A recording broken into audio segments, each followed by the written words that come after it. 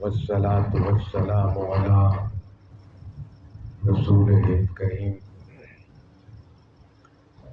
أما بعد فأعوذ بالله من الشيطان الرجيم بسم الله الرحمن الرحيم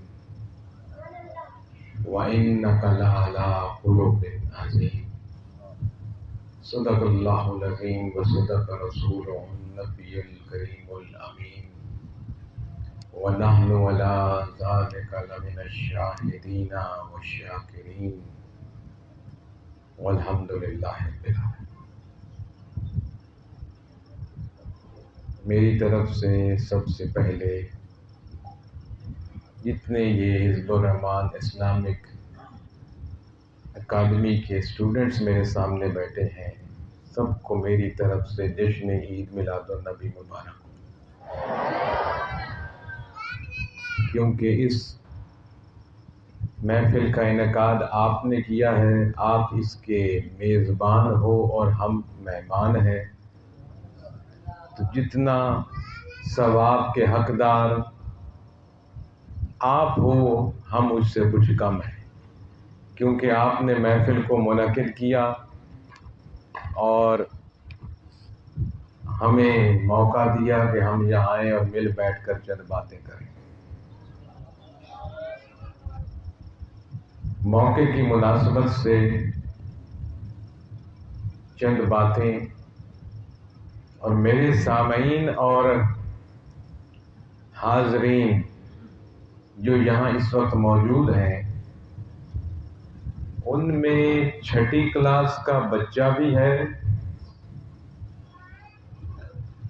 اور بڑی کلاسز کے سائنس کے پڑھنے والے اسٹوڈنٹس بھی ہیں، قرآن کو حفظ کرنے والے طلباء بھی موجود ہیں، اور دورہ حدیث اور فقہ اور عربی گرامر پڑھنے والے طالب علم بھی سامنے موجود ہیں، پروفیسر حضرات بھی یہاں تشریف فرما ہیں، بڑی بڑی ڈگریوں والے ایم فل والے بھی، مفتی بھی یہاں تشریف فرما ہیں، عالم بھی یہاں تشریف فرما ہیں، قاری اور حافظ بھی یہاں تشریف فرما ہیں۔ لہذا مجھے سمجھ نہیں آ رہی کہ کس کی عقلی سطح پر آ کر گفتگو کی جائے۔ اگر علماء کی محفل ہو، مفتیوں کی محفل ہو، اسکالرز کی محفل ہو، بندے کا گفتگو کرنے کا اور انداز ہوتا ہے، سننے والے نہایت دیہاتی اور سادہ قسم کے لوگ ہوں تو موضوع اور انداز کا ہوتا ہے، اور اگر سننے والے چھوٹے چھوٹے بچے بھی ہوں، بڑے اسٹوڈنٹس بھی ہوں، مفتی بھی ہوں، عالم بھی ہوں، قاری بھی ہوں، حافظ بھی ہوں، تو کوئی اس طرح کی بات کی جا سکتی ہے جو ایک 6ٹھی کلاس کے بچے کے بھی پلے پڑ جائے اور ایک مفتی کے بھی پلے پڑ جائے۔ آپ کے اور میرے نبی نے صلی اللہ علیہ وسلم نے دین کی تبلیغ کا جو انداز ہمارے سامنے رکھا ہے وہ یہ ہے کہ لوگوں کی عقلی سطح پر آ کر گفتگو کرو، ایک عام فہم گفتگو کرو جو ہر کسی کی سمجھ میں آئے، ایک یہ، اور نمبر 2 آپ نے جو معیار دین کی اشاعت کا اور تبلیغ کا لوگوں کے سامنے رکھا اور انداز وہ یہ ہے جس سے کہ آج ہم اکثر لوگ بھلا بیٹھے۔ میں خاص طور پہ اپنے علماء کرام سے، مفتی اعظام سے یہ درخواست کروں گا کہ حضور نبی پاک صلی اللہ علیہ وسلم نے جو اللہ کا دین لوگوں کے آگے رکھا، آپ نے سب سے پہلے اکاؤنٹیبلٹی کے لیے، احتساب کے لیے اپنے آپ کو پیش کیا، اس کے بعد آپ نے کوئی بات کی، سیدھا یہ نہیں کہا آؤ میری بات سنو، میں اللہ کا رسول ہوں، میں جو کہہ رہا ہوں حق ہے، ایک اللہ کو مانو، میری رسالت کو تسلیم کرو، یہ تو حضور نے بعد میں آ کر فرمایا۔ اپنی گفتگو کے اخیر میں پہلے آپ نے کوئی صفحے پر کھڑا ہو کر فرمایا میں محمد تمہارے سامنے صلی اللہ علیہ وسلم، کیا اس زبان سے تم نے کبھی جھوٹ سنا؟ کسی کے ساتھ بد عہدی کرتے دیکھا؟ کسی کو مجھے دھوکہ دیتے دیکھا؟ کسی کو میں نے کسی کی عزت کو کبھی اچھالا ہو؟ میں نے پوری 40 سال ٹریڈ کی، تجارت کی، کیا اس میں کسی کو دھوکہ دیا ہو؟ غلط طریقے سے مال کمایا ہو؟ کسی کو برے القابات سے یاد کیا ہو؟ چھوٹوں پر سختی کی ہو؟ بڑوں کی بے ادبی کی ہو؟ اس طرح کی گفتگو آپ کے اور میرے آقا نے لوگوں کے سامنے رکھ کے اپنے آپ کو اکاؤنٹیبلٹی کے لیے پیش کیا، میں تمہارے سامنے، میرے اندر برائی نکالو۔ جب سب نے یک زبان ہو کر کہا ہم نے 40 سال کے اندر ایک عظیم کریکٹر آپ کے آگے دیکھا، ایک عظیم کردار دیکھا، تو اس کے بعد حضور نے فرمایا آؤ پھر یہی زبان اور یہی کردار والا تمہیں کہتا ہے کہ میں اللہ کا رسول ہوں اور ایک اللہ کو مانوں۔ اب حضور نے اپنا کریکٹر آگے رکھا، اور جو میں نے آپ کے سامنے قرآن کی آیت مبارکہ پڑھنے کا شرف اور آپ نے سننے کا شرف حاصل کیا ہے، وہ بھی آپ کے اور میرے نبی کے کریکٹر اور کردار کو ظاہر کرتا ہے۔ اللہ رب العزت نے فرمایا وَإِنَّكَ لَعَلَىٰ خُلُقٍ عَظِيمٍ۔ ابھی مجھ سے پہلے شاکر صاحب نے متاع قلیل کا ذکر کیا۔ قرآن کا یہ لفظ متاع قلیل ہے، اور یہ ایک سے زیادہ جگہ پر اللہ رب العزت نے قرآن میں استعمال کیا۔ کاش کہ ہم مسلمان اپنے آپ کو قرآن اور صاحب قرآن سے جوڑیں اور قرآن کی اسٹڈی کریں، قرآن پر غور کریں، قرآن پر فکر کریں، اور قرآن سے نکالیں کہ قرآن ہمیں کیا بنانا چاہتا ہے، کس طرف لے جانا چاہتا ہے۔ صرف کسی مفتی عالم کا ترجمہ اور تفسیر پڑھنے سے حق نہیں ادا ہوتا، وہ آپ گائیڈنس کے لیے پڑھو، آپ اسٹوڈنٹس کے لیے۔ میں یہ خاص طور پہ حضور ناز جہان کا جو ویژن تھا وہ میں پیش کر رہا ہوں۔ حضور ناز جہاں فرمایا کرتے تھے میں کیوں کسی مولوی کا ترجمہ پڑھوں، مجھے اللہ نے عقل نہیں دی قرآن سمجھنے کی، پڑھنے کی، میں کیوں کسی مولوی کی تفسیر پڑھوں۔ ریفرنس کے لیے ضرور دیکھو، کیونکہ نالج کے لیے جب آپ کسی لائبریری چھانٹتے ہو، کوئی نوٹس تیار کرنے کے لیے بچے بڑے بڑے بھی بیٹھے ہیں تو ریفرنس کے لیے مختلف بکس دیکھی جاتی ہیں نا، اسی طرح قرآن کو بھی سمجھنے کے لیے ریفرنس کے لیے آپ مختلف علماء، مختلف فلاسفرز کی تفاسیر کو ضرور دیکھو، لیکن انہی کے نظریے کو یہ سمجھ کر نہ بیٹھ جاؤ کہ بس یہی سب کچھ ہے۔ اسی لیے جو فرقہ پرستی آ گئی کہ ایک مکتب فکر کا جو شخص ہے وہ جب اپنے ہی مکتب فکر کے لوگوں کی تفاسیر کو دیکھتا ہے وہ کہتا ہے بس یہی حق ہے، دوسرے نے جو لکھ دیا ہے وہ تو غلط ہے سرے سے، اور دوسرا جو ہے وہ دوسرے مکتب فکر کو دیکھتا ہے وہ کہتا ہے نہیں جی جو میرے نے کہا ہے وہ صحیح ہے، یہ دوسرا بد عقیدہ ہے۔ بھائی اگر آپ نے حقیقی قرآن کو دیکھنا ہے نا میرے طالب علموں، اور قرآن سے وہ نور لینا ہے جو مصطفیٰ کا نور ہے، اور قرآن کے ذریعے دنیا پر حکومت کرنی ہے، تو پھر قرآن ہمیں خود پڑھنا پڑے گا ان ریفرنسوں کے ساتھ، اور صرف یہ نہیں کہ جی آپ تو یہ حالت ہو گئی ہے، وہ بریلوی کہتا ہے اوئے ہوئے ہوئے ہوئے ہوئے میں نے تو جی اہل تشیع کی تفسیر کو ہاتھ نہیں لگانا، اہل تشیع کہتا ہے اوئے ہوئے ہوئے جی میں نے تو دیوبندی کی تفسیر کو ہاتھ نہیں لگانا۔ اور بھائی ان کو پڑھو گے تو پتہ چلے گا نا وہ کہہ کیا رہے ہیں۔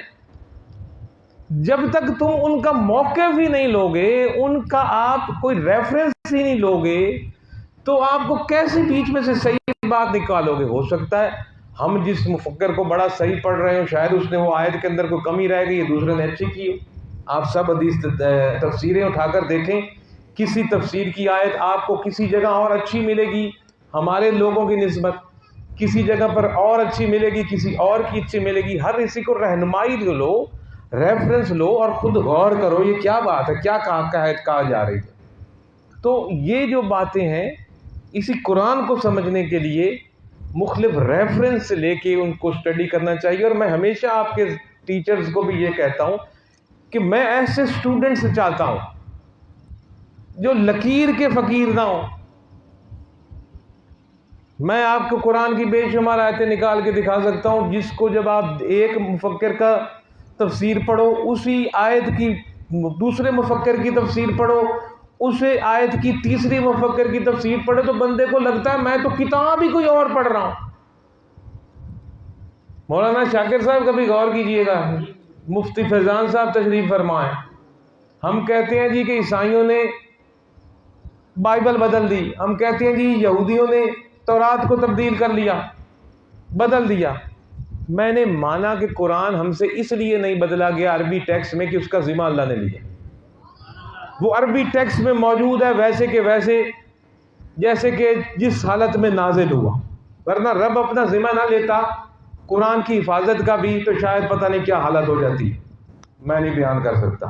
لیکن اسی عربی ٹیکسٹ کے تراجم اور تفسیر میں ہم نے قرآن کو ٹکڑے ٹکڑے کر کے رکھ دیا، اسی ایک ہی آیت کو لے لیجئے، اسی ایک آیت کا ایک بندہ اس انداز سے تشریح کر رہا ہوتا ہے، اور جب دوسرے مسلک کے بندے کی تشریح اٹھاتے ہو تو زمین و آسمان کا لگتا ہے یہ تو بک ہی اور ہے، کتاب ہی اور ہے جو میرے سامنے آ گئی۔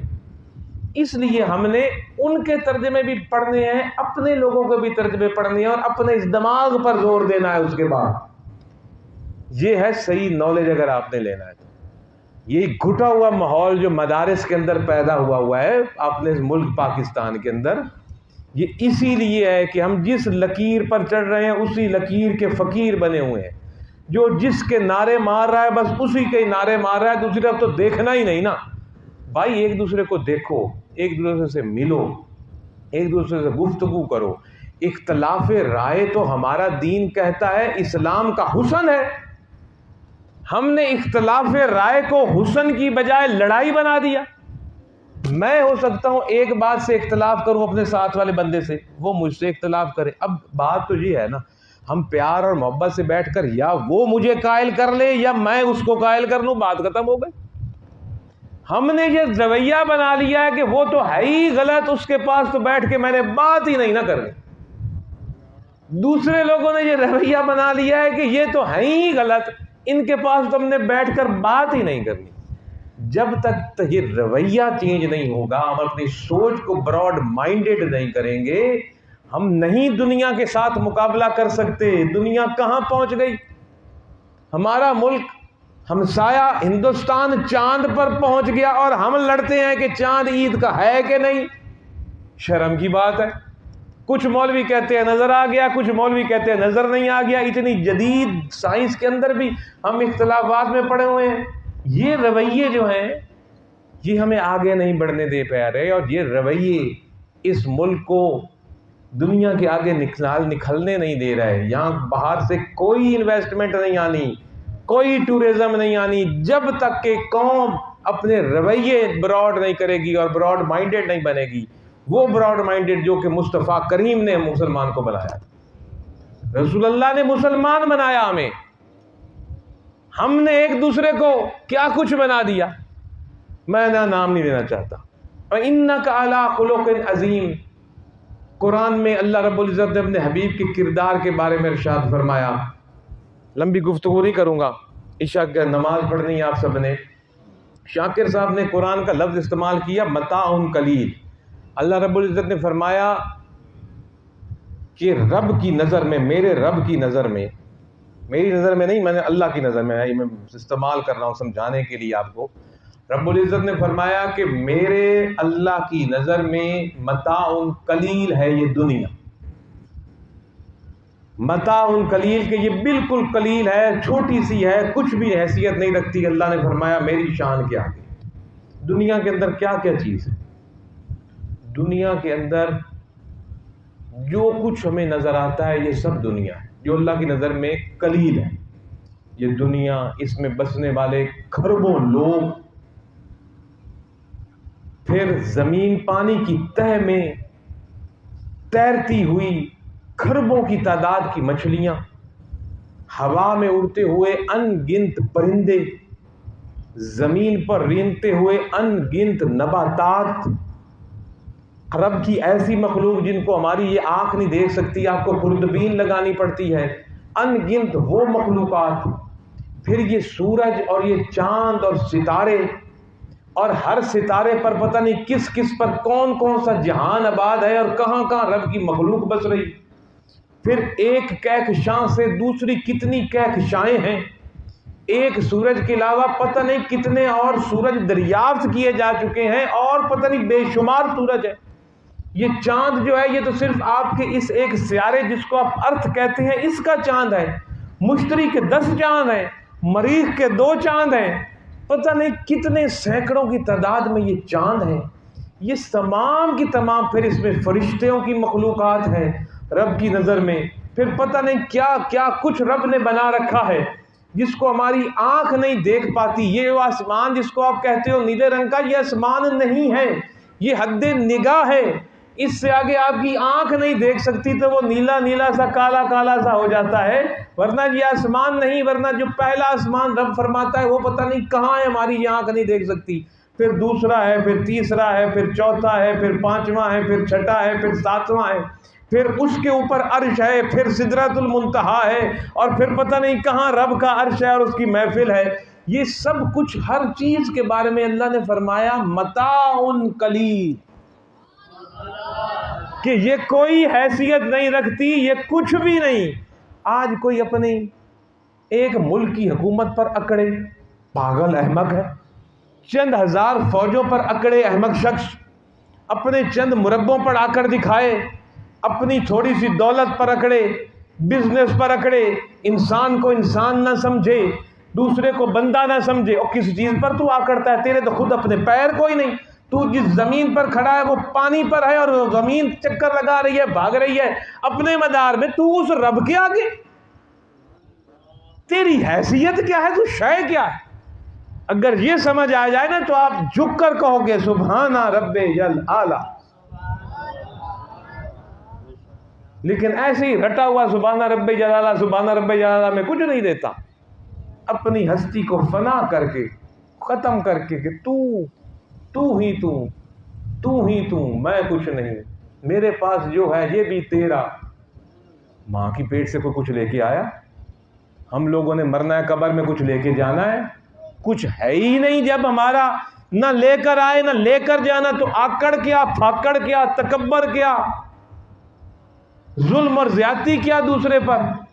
یہی نقطہ تو ہم نے سمجھنا ہے نا کلمے کا، لا الا اللہ، کچھ نہیں صرف اللہ۔ یہ کلمے کا پہلا لفظ ہے، ہم نے تو کلمے کا پہلا لفظ ہی نہیں پڑھا، آگے بھاگ رہے ہیں جی نمازوں میں، روزوں میں، حجوں میں، اور پتہ نہیں کدھر کدھر۔ اور پہلے کلمہ تو پڑھ لے میرے بچوں، آپ کلمہ تو پڑھو، آپ نے استادوں کو کہو کلمہ پڑھایا کریں۔ اور کلمے کی کلاس ہوتی ہے جناب آپ کی؟ ہر جمعرات کو ہوتی ہے؟ ہاں جی، تو کلمے کی ضربیں لگاؤ، لا کو پکاؤ، لا کو، پہلا لفظ لا۔ جب لا پک جائے گا تو پھر الا اللہ پر آنا، جب الا اللہ پک جائے گا تو تجھے خود پتا چل جائے گا محمد رسول اللہ کیا ہے۔ لیکن جب تک لا اور الا اللہ نہیں پکے گا، تجھے محمد مصطفیٰ کے جلوے کی سمجھ نہیں آئے گی، اس شخصیت کے قدموں تک نہیں پہنچ سکتا جب تک لا اور الا اللہ نہیں پکائے گا۔ لا کچھ نہیں ہے، ہمیں پہلا لفظ رب نے سکھایا لا، اور نہ تو کچھ نہیں، تیری رشتے کچھ نہیں، تیری دولتیں کچھ نہیں، تیرے خزانے کچھ نہیں، الا اللہ سب اس کی عطا۔ کس کی عطا؟ جو رب العالمین ہے۔ اور وہ رب العالمین جو اتنا بڑا بادشاہ ہے کہ ہمارے تصورات سے بھی بڑا اور بلند ہے، وہ کہہ رہا ہے اس دنیا کو، اس کائنات کو متاع قلیل، یہ میرے آگے کوئی حیثیت نہیں رکھتی۔ اب جس اللہ کے آگے یہ کائنات کوئی حیثیت نہیں، اور اس کو متاع قلیل کے لفظ سے وہ پکار رہا ہے، وہی اللہ اپنے قرآن میں فرماتا ہے وَإِنَّكَ عَلَىٰ خُلُقٍ عَظِيمٍ، کہ یہ دنیا اور جہان اور دنیا میں بسنے والی ساری مخلوقات ایک طرف، میری نظر میں کچھ نہیں، میں ان کو کوئی حیثیت نہیں دیتا، سورج چاند ستارے ایک طرف، ان گنت مخلوقات ایک طرف، کچھ مقام نہیں میری نظر میں۔ لیکن اے دنیا والے سن لو، جو شخصیت میں نے تمہارے سامنے رکھی ہے، یہ با کمال شخصیت جو میں نے تمہاری ہدایت کے لیے دی ہے، وَإِنَّكَ عَلَىٰ خُلُقٍ عَظِيمٍ، جس رب کی نظر میں ساری کائنات قلیل ہے، اس رب کی نظر میں مصطفیٰ کا کردار عظیم ہے۔ وہ ذات کس مقام کی ہے، اللہ نے وہ شخصیت محمد مصطفیٰ کس مقام پر ہیں، وہ تو بعد کی بات ہے نا، اس پر ہم بحث کریں، پہلے حضور کے کردار پر ہی آ جاؤ۔ اس کو فرما رہا ہے رب عظیم ہے، اس جیسا کردار کسی کا نہیں۔ آؤ بات کو ختم کروں۔ یہ جو رب نے کردار کی قسم کھائی نا کہ اس سے بڑا عظیم کردار کوئی نہیں ہے، ہم نے اسی کردار کی پیروی کرنی ہے۔ ہمیں رب نے قرآن میں اسی کردار کے پیچھے ساتھ چلنے کو کہا ہے، قل ان کنتم تحبون اللہ، اسی کردار کی اتباع کرنے کا رب نے ہمیں کہا ہے۔ اسی کردار کو ہمارے لیے اسوہ حسنہ بنایا ہے کہ اس کردار پر چلو۔ رسول کا منہ کدھر، ہمارا منہ کدھر، نعرے 100 لگاتے پھرو، غلامی رسول، غلامی رسول، موت بھی قبول، اور موت بعد میں قبول کر لینا غلامی رسول میں، پہلے وہ کردار اور سیرت تو بنا لو جو مصطفیٰ کریم صلی اللہ علیہ وسلم کی ہے۔ تو جناب والا، جب یہ جو تبلیغ حضور نے کی نا، یہ نقطہ بھی یاد رکھیے کہ وہ لوگ جنہوں نے کہ سورج پلٹتا دیکھا نا اور کلمہ نہیں پڑھا کہ جادو ہے، ابو جہل نے اپنے ہاتھ میں کنکریاں اٹھائی ہوئی تھیں اور کہا محمد میرے ہاتھ میں کیا ہے بتاؤ تو پھر نبی مانوں گا۔ حضور نے فرمایا میں بتاؤں ہاتھ میں کیا ہے کہ ہاتھ میں جو ہے وہ بتائے میں کون ہوں، اور وہ کنکریاں بولی ھذا محمد رسول اللہ، لیکن اس نے پھر کہا جادو۔ درختوں کو درخت چل کر آتے حضور کے قدموں میں، انہوں نے کہا جادو۔ حضور نے چاند کو 2 ٹکڑے کر دیا، انہوں نے کہا جادو۔ حضور کی انگلی مبارک سے نا چشموں کی طرح پانی نکلتا تھا اور کئی جنگوں میں حملہ، انہوں نے کہا جادو۔ حضور نے ایک چھوٹی سی ہنڈیا سے سینکڑوں ہزاروں لوگوں نے کھانا تناول فرمایا اور وہ ہنڈیا پھر بھی ختم نہیں ہوئی۔ لوگوں نے کہا جادو، نہیں مانا ان لوگوں نے، لیکن جنہوں نے مانا نا، جن کو آج ہم صحابہ کہتے ہیں، ان میں سے ایک نے بھی نہیں کہا کہ معجزہ دکھاؤ گے تو کلمہ پڑھیں۔ کسی نے کہا جی کلمہ محمد، جتنے صحابہ ہیں کسی ایک سے کوئی عالم ثابت کر دے کہ انہوں نے حضور سے کہا حضور کو معجزہ دکھاؤ تو پھر میں کلمہ پڑھوں گا، نہیں۔ اور لیکن جنہوں نے معجزے دیکھے، چاند کے ٹکڑے ہوتے دیکھے، پھر بھی انہوں نے نہیں مانا۔ لیکن جب انہوں نے حضور کا یہ معجزہ دیکھا جس کو رب نے عظیم کہا، وَإِنَّكَ عَلَىٰ خُلُقٍ عَظِيمٍ، اس کردار ہی عظیم ہے، جب یہ کردار فتح مکہ پر لوگوں کے آگے آیا، وہ لوگ جو اکڑے ہوئے تھے، نواب تھے، سردار تھے، جھک گئے۔ اس کردار نے وہاں کیا دکھایا؟ حضور نے کھڑے ہو کر صرف چند جملے فرمائے۔ وہ جو چابی نہیں دیتا تھا حضور کو، کعبے کی دھکے مارتے تھے اور کیا کچھ کرتے تھے کانپتے ہوئے ہاتھوں سے۔ فتح مکہ کے دن ہاتھ اس شخص کے کانپ رہے تھے اور اس نے چابی پیش کی حضور کو، کیونکہ مکہ فتح ہو چکا تھا۔ اس کی کیا ہمت، کوئی جرنیل کسی کی ہمت کیا، 1,24,000 لوگ حضور کے اشارے پر جان دینے کے لیے، جان لینے کے لیے تیار تھے۔ وہ کعبے کی چابی والا آیا، حضور نے کہا کدھر ہے؟ عثمان کے پتہ نہیں کیا نام تھا اس شخص کا، کدھر ہے چابی والا؟ کعبے کی چابی لاؤ، کعبے کو بتوں سے پاک کرنا ہے، اس کو اللہ کا گھر بنانا ہے۔ وہ کانپتے ہوئے ہاتھوں سے چابی لایا، حضور نے کہا دروازہ کھولو۔ دروازہ کھولا گیا، حضور نے ایک ایک بت باہر اٹھا کر پھینکا۔ جب بھی کوئی بت باہر جاتا اللہ اکبر کی صدا بلند ہوتی۔ جو سب سے بڑا بلند تھا وہ علی کے حصے میں آیا، حضور کے قدموں پر مولا علی چڑھے اور اس بت کو توڑا گیا، وہ باہر گیا۔ جب کعبہ پاک ہو گیا بتوں سے تو حضور نے فرمایا کدھر ہے عثمان، جو کانپتے ہوئے ہاتھوں سے چابی لایا تھا؟ حضور نے فرمایا یہ لو چابی رکھو، تمہارے پاس ہی رہے گی۔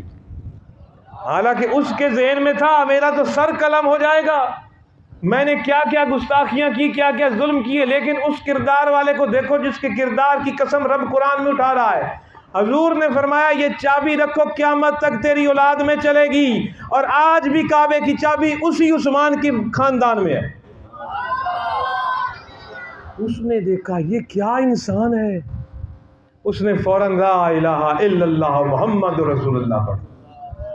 اس کے بعد حضور کعبے کی دیوار کے ساتھ کھڑے ہو گئے، اونٹنی پر تشریف فرما ہوئے ساتھ۔ آپ نے فرمایا اے لوگو، مجھ سے کیا توقع رکھتے ہو؟ آپ نے یہ نہیں کہا اے مسلمانوں مجھ سے کیا توقع رکھتے ہو، کیونکہ مسلمان تو پہلے غلامی میں آ چکے تھے. لوگوں مجھ سے کیا توقع رکھتے ہو؟ یہ باتیں ہم تقریروں میں کر جاتے ہیں، بچے کتابوں میں بچپن سے پڑھ دیتے ہیں. کبھی غور تو کرو، سینے پر ہاتھ رکھو. ہمیں تو کوئی تھوڑی سی گالی نکال دے ہم سے برداشت نہیں ہوتا. صرف ہمیں کوئی آ کر بتا دیتے کہ فلانے نے تیرے بارے میں یہ کہا ہے، تو ہم سے اندر سے ہماری انا اور نفس اڑ کے آتا ہے. اوے تو اور میرے بارے میں یہ بات کی، تو کون ہوتا ہے میرے بارے میں یہ بات کرنے والا؟ اور میں آپ کو سنا رہا ہوں اس شہنشاہ کی بات جس کو اللہ نے ایسا شہنشاہ بنایا، ایسا شہنشاہ بنایا کہ اس کا ثانی دنیا جہان میں نہیں آ سکتا، جس کا سایہ ہی کوئی. محمد رسول اللہ صلی اللہ علیہ وسلم. ہم فرمایا مجھ سے کیا امید رکھتے ہو؟ سب نے کانپتی ہوئی زبان سے کہا آپ نیک بندے کی نیک اولاد ہیں، ہم آپ سے بھلائی کی امید رکھتے ہیں. حضور نے لفظ فرمایا ایک، جاؤ میں نے سب کو معاف کیا. یہ بات کرنا آسان ہے میرے طالب علم اور میرے اساتذہ کرام. دل پر ہاتھ رکھو، آپ کو کسی نے دکھایا ہو اور آپ اس کو طاقت رکھنے کے باوجود اللہ کی خاطر کہہ دو جاؤ میں نے معاف کیا، آسان کام نہیں ہے. اور ظلم بھی ان کے کوئی کم نہیں تھے. انہوں نے ان میں سے وہ بھی لوگ تھے جنہوں نے حضور کی صاحبزادی زینب رضی اللہ تعالی عنہا کو پریگننسی کی وقت میں ہونٹ سے گرا کر پھینک دیا، محمد کی بیٹی. وہ لوگ تھے جنہوں نے حضور کی باقی صاحبزادیوں پر ظلم کی انتہا کر دی. وہ لوگ تھے کہ حضور کے ساتھ انہوں نے وہ کیا کہ حضور فرماتے ہیں مجھ پر اور میرے ساتھیوں پر ایسے کئی مہینے گزرے کہ ہم چمڑا کھاتے تھے، درختوں کے پتے کھاتے تھے. ان میں وہ لوگ بھی تھے حضور اگر عبادت کے لیے باہر آتے تو اوجڑی پھینک دی جاتی. وہ لوگ بھی تھے کہ حضور پر پتھر مارے گئے. وہ لوگ بھی تھے کہ دنیا کی کوئی گالی نہیں جو نہیں نکالی گئی. وہ لوگ بھی تھے کہ کوئی ایسا ظلم نہیں، زیادتی نہیں، اذیت نہیں جو کہ سرکار کو انہوں نے نہ دی ہو. وہ سب موجود تھے. اور ہمیں تو کوئی تھوڑا سا کچھ کہہ دے تو ہماری انا پھٹ کے پتہ نہیں کہاں جاتی اور نعرے لگاتے ہو غلام ہیں رسول کے. وہ ایک شے تو پیدا کرو غلامی کی. آج بیٹھے ہو 12 ربیع الاول کا دن تھا، اب 13 ہو گئی. آج کے دن معاف کر دو کا سب کو میرے کہنے پر، تو یہاں سے ایسے جاؤ گے جیسے جنتی ہو. لیکن اگر معاف نہیں ایک دوسرے کو کرو گے تو جنت نہیں ملنی، چاہے کروڑوں نمازیں پڑھتے پھرو، کروڑوں حج کرتے. حضور نے فرمایا جاؤ میں نے معاف کیا. اور آگے فرمایا یہاں معاف نہیں کیا، قیامت کے دن بھی معاف کیا. وہاں بھی کسی کا گریبان نہیں پکڑوں گا کہ مجھ محمد پر زیادتی کی. ہاں اللہ کو تمہیں جواب دینا پڑے گا اپنی کرتوتوں کا. میں اپنی ذات کے لیے محمد کسی کو نہیں پکڑوں گا کہ اس نے میرے ساتھ زیادتی کی. اللہ کا انصاف ہے، اس کا فیصلہ ہے جو کیا. تمام کے تمام لوگ جو پوری زندگی کہتے رہے جادوگر، مجنون، یہ جادو کر رہا ہے لوگوں پر، اس سے مت ملو. یہاں تک کہتے تھے اور ایک محمد آدمی صلی اللہ علیہ وسلم جائیں اس کے پاس مت جانا، کسی سے بولتا ہے تو وہ اس کے ہو جاتے. روکتے تھے روتے سب کو. لیکن ان تمام نے جنہوں نے سارے معجزے دیکھ کر انکار کیا، لیکن جب اس کردار کو دیکھا تو کہا اشہد ان لا الہ الا اللہ واشہد ان محمدًا عبدہ ورسولہ. آج وہی کردار ہم مسلمان بھول بیٹھے ہیں. یہ اولیاء کاملین، آپ خوش قسمت ہوئے کہ ولی کے سائے کے نیچے پڑ رہے. حضور کے جسم کا سایہ نہیں تھا، لیکن حضور کی نورانیت کا سایہ یہ مزار ہے. جہاں کوئی کامل بیٹھا ہے وہ حضور کی نورانیت کا سایہ. جہاں کسی کامل کا مزار ہے وہ حضور کی نورانیت کا سایہ ہے کہ وہ لوگوں کو فیض دے رہا.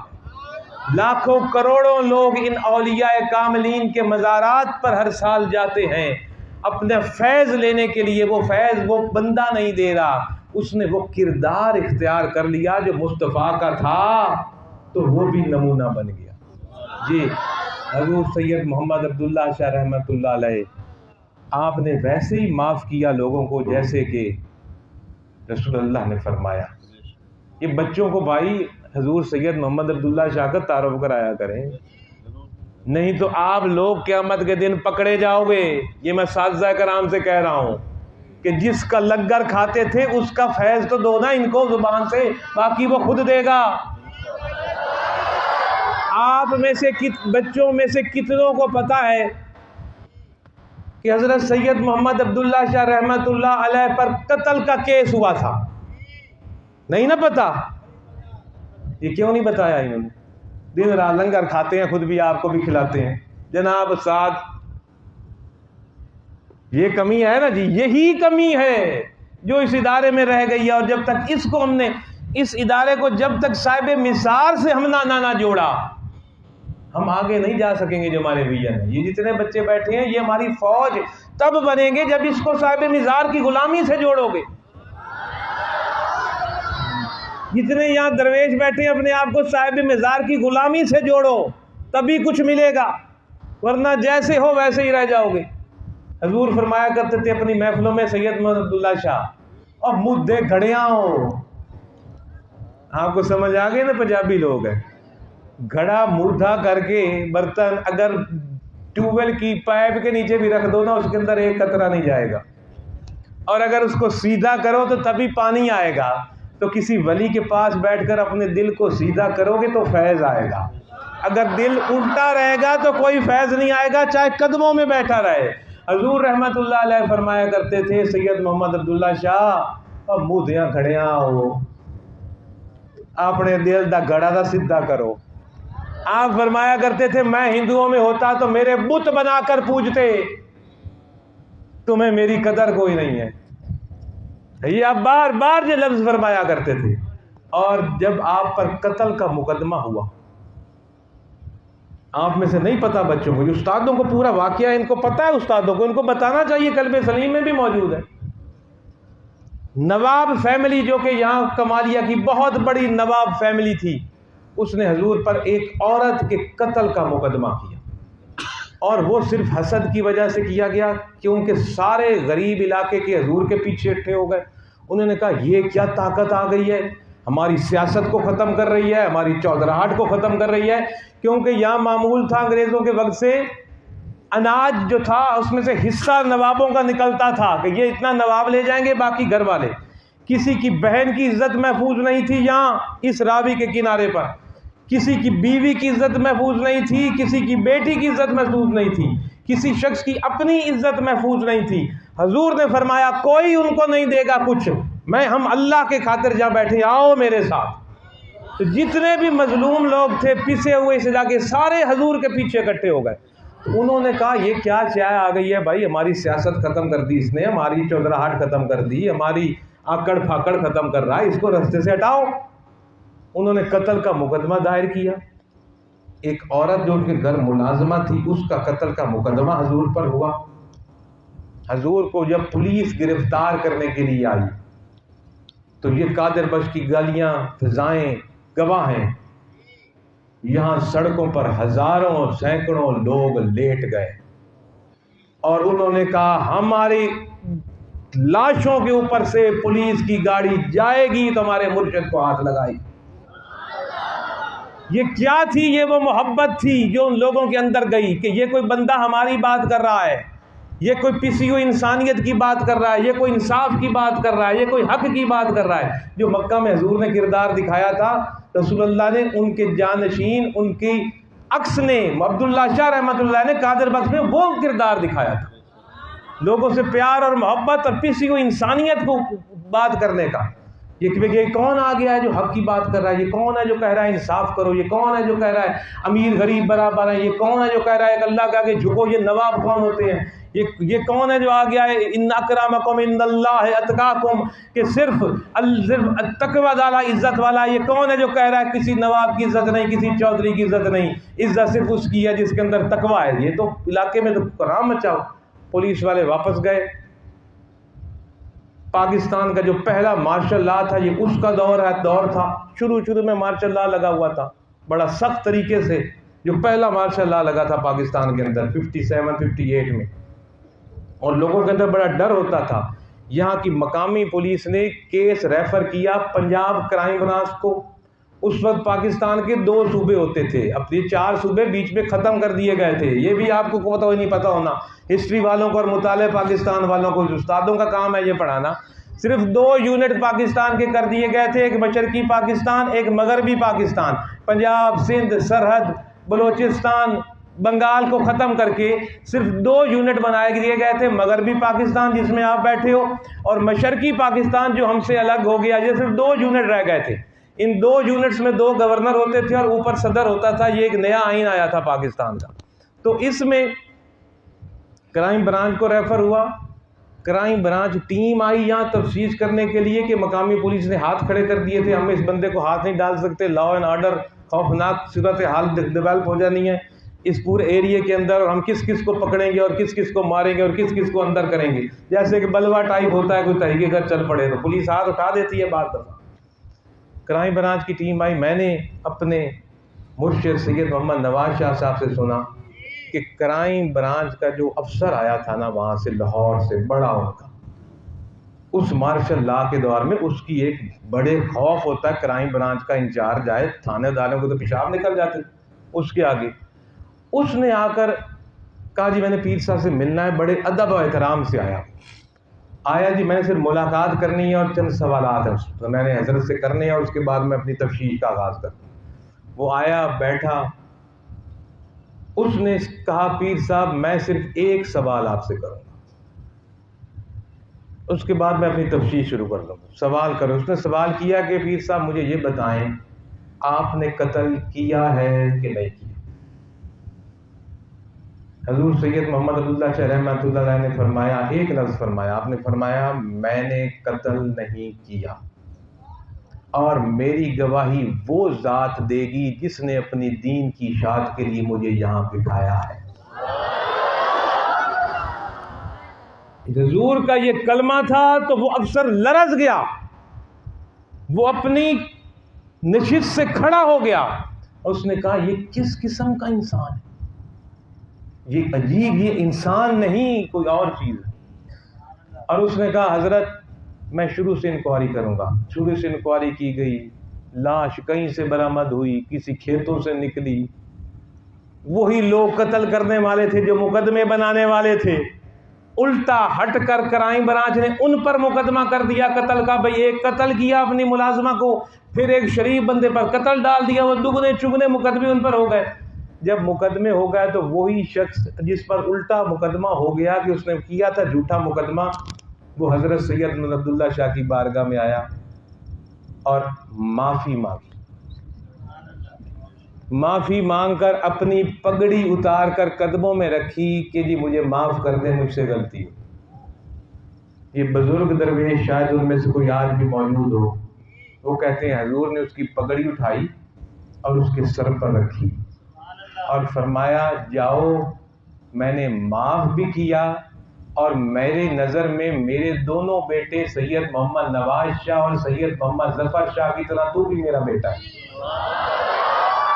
اور یہ سینے پہ ہاتھ رکھو، ہم کر سکتے نہیں ہوتا. یہ اس لیے لوگ جگمگا رہے ہیں کہ انک علی خلق عظیم کی انہوں نے اتباع کی، تو رب نے آج دیکھو ان کو کیسی شان بنا دی. تو میرے عزیز طالب علموں، پڑھائی کے اندر اپنا کردار مضبوط کرو. جس پڑھائی میں کردار نہ ہو کاہے کی پڑھائی. اور تمام اساتذہ کرام سے میں ربیع الاول کے بابرکت مبارک دن کے دن ریکویسٹ کروں گا. ریکویسٹ صرف یہاں کروں گا، اس کے بعد جب میٹنگ میں بیٹھوں گا تو ریکویسٹ نہیں کروں گا، وہاں حکم دے کے ڈنڈا پکڑوں گا. کیونکہ اس محفل کے تقدس کو ذرا کہ میں ٹیچرز کی ریکویسٹ کر رہا ہوں کہ اپنا کردار بھی بنائیں اور بچوں کا کردار بھی بنائیں، اور انک علی خلق عظیم کا ان کو درس دیں اور اپنے مرشد کا کردار ان کے سامنے رکھیں تاکہ یہ اس طرف چلیں. اور اس چیز کو ہم سختی سے کمی ہمیں محسوس ہوئی، اس طرح ہم جا رہے ہیں. تربیتی کورس ہم نے تشکیل دیا ہے، وہ تربیتی کورس انشاءاللہ العزیز لاگو کریں گے یہاں. اس تربیتی کورس سے ہر ٹیچر کو گزرنا پڑے گا، ہر اسٹوڈنٹ کو گزرنا پڑے گا، اور جو نہیں گزرے گا میرا اعلان جنگ ہے اس کے خلاف. اس سے بڑا سخت لفظ میں کوئی نہیں کہوں گا. اور جو اس کے راستے میں رکاوٹ ڈالے گا میں تنہا رہ جاؤں گا اس کا مقابلہ کروں، کیونکہ یہ رکاوٹ ہوگی اللہ کے دین کے راستے کی، مصطفیٰ کے کردار کو لوگوں میں پھیلانے کی۔ تو اس بابرکت مبارک محفل میں اللہ تعالی ہمیں اس عظیم کردار کے پیچھے چلنے کی توفیق عطا فرمائے، اور انشاءاللہ العزیز اس میں گاہے بگائے یہ ٹیچر حضرات ایک میرا لیکچر بھی آپ کے لیے رکھا کریں گے سارے اسٹوڈنٹس کے لیے چند مہینے کے بعد، تاکہ جتنا وہ آپ نے کورس پڑھایا ہے اس کے حساب سے تھوڑی سی میں بھی آپ سے گفتگو کروں۔ اور یہ آپ کے استاد بیٹھے ہیں جناب شاہ صاحب، ان کو باقی علاقے کے سارے نگرانوں کا بھی انچارج بنایا ہے کہ ان کا تربیتی کورس بھی انہوں نے چلانا ہے۔ اس کے لیے شاہ صاحب آپ کے اوپر بہت بڑی ذمہ داری ہے، اپنے کریکٹر کی، اور تمام اساتذہ کرام سے پھر دل کی گہرائیوں سے درخواست کروں گا کہ بچوں کی تعلیم کے ساتھ ساتھ تربیت ضرور کریں، اور تمام اپنے عزیز طالب علموں سے گزارش کروں گا، چاہے وہ دورہ حدیث میں ہیں، حفظ میں ہیں، اسکول میں ہیں، کالج میں ہیں، کہ اللہ کے واسطے مصطفیٰ کا کردار اختیار کرو، اس کی طرف بڑھو، اسی میں ہماری فلاح ہے، یہ دنیا اور آخرت کی۔ اللہ رب العزت یہ چھوٹی سی کوشش کامیاب کرے۔